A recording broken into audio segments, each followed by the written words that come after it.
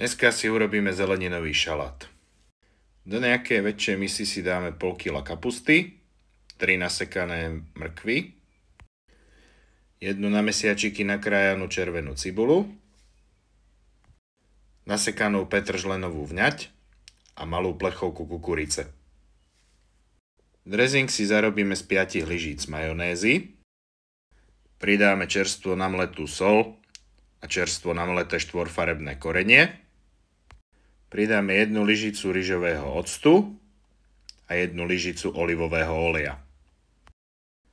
Dressing dobre premiešame, čím dôkladnejšie, tým lepšie a následne ten dressing naložíme do toho šalátu. Takýmto postupom sa to korenie dostane úplne všade.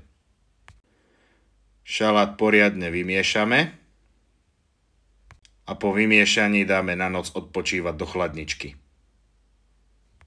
Dobre bude hrať s topeničkou, ako príloha k mäsu, ale aj samotný. Dobrú chuť a vidíme sa na budúce.